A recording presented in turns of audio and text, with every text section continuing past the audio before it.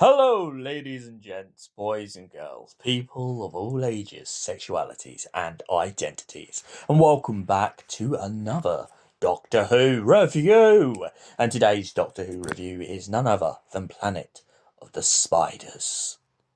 Now, henceforth, before we get into this, I should just mention if you've got arachnophobia, I don't know how you clicked on this video, but please be warned, this is going to be a story about spiders. So, you've been warned. So, what is Planet of the Spiders about? Well, the Doctor and Sarah arrive back at UNIT to discover that there is a cult out there somewhere who believes in an ancient spider god. They are convinced that this god has essentially brought them the power that they need to destroy all their enemies. But for it to happen, this spider from another planet who's turned up has pointed out to them that they must all go army, army, army around like a circle. And they must do this to grant the user the power of the crystal. So yes, this is a story in which the Doctor eventually manages to get to Meta Belus Three. Meta Belus Three is a place that he once previously mentioned to Jo Grant on her departure. But essentially what's happened is the spiders on Meta Belus Three are Earth spiders from the very far future who have essentially crash-landed on Meta Belus Three and have began to transmogrify or transform themselves to creatures of absolute ginormity. With the power of the crystal, they have no longer become just mere insects.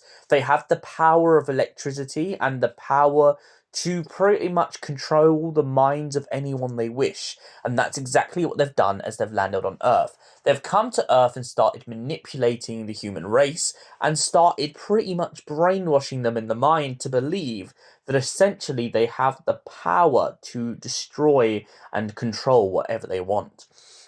However, when the Doctor and Sarah eventually manage to track down the route of these spiders back to Meta Belus Three, the Doctor finds out that their rule is so regimed. They're like the Nazis of Meta Belus Three, and they have control over the species in an oppressive regime.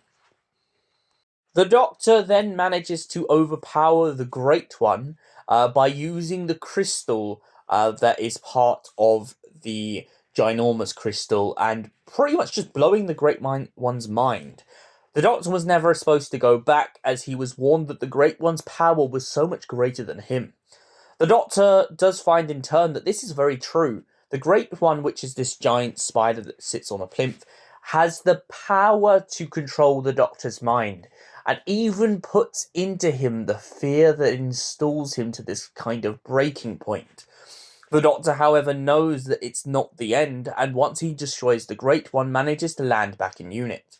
When he does, in turn, he finds Sarah Jane, who was once under the Meta Belus Spiders' kind of control, and she essentially asks him why.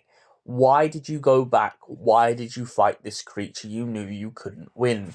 And the Doctor's final words in his third incarnation are this: Sarah, I had to face my fear. I had to face my fear. Now, Sarah, of course, believes the Doctor to have died, and as Kobe, a monk who essentially is a Time Lord, points out to her, is the fact that the Doctor's not dead. He is alive. He is a Time Lord. And essentially, he begins to regenerate after Kobe basically gives up a little bit of his life force and pushes it into the Doctor, because it turns out that the Meta Belus crystals have kind of shook up his regeneration process, making it hard for him to transform. The third Doctor then becomes the fourth Doctor, and we'll get into that story when we get to it. But let's talk more about Planet of the Spiders for now. Planet of the Spiders, I've got to say, even though I've got a little bit of arachnophobia myself, I've got to say I do love this concept of giant insects. And even though I did struggle to watch this story, I definitely feel like one of the strong points in it is this idea that they all kind of prey around a mat.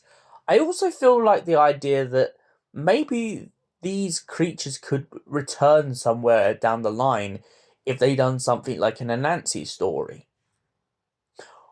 But that's that's a whole nother story. But I do like the way that they use the cult in this story. I like the way that they manipulate a lot of people, and most importantly, I like the way that they disappear when they're on someone's back.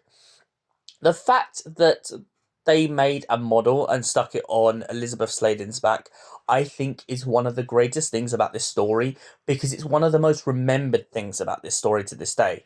I went to a con a couple years ago and there was so many great Elizabeth Sladen cosplayers, and they just walked around all day with like this spider on their back. I just thought it was gorgeous. Sorry, I'm kind of going off there, but back to the topic at hand. I feel like there's a lot of things in this story that are very memorable. Other than the spider on Elizabeth Sladen's back, I would also say the Meta Belus crystal. The Meta Belus crystal is so goddamn beautiful. And I feel like the aesthetic and the way that this was made. I also like the fact that even though there's a lot of phony behind the scene kind of puppetry done, the way that this performs on camera, no word of a lie, no upscaling ever needed. You would not believe that the Great One was a giant spider. You also would not believe that all the spiders in this story are not spiders. And I feel like that's the great power of like 70s Doctor Who, is this kind of idea that they can really make us believe these things. And for that reason, I have to give the Planet of the Spiders a solid 10 out of 10. Thank you for watching, and we'll see you in the next Doctor Who review, which means we are finally getting into the Tom Baker era. Who's ready? Because I think I need a bag of jelly babies. Goodbye, you beautiful people, and I'll see you soon.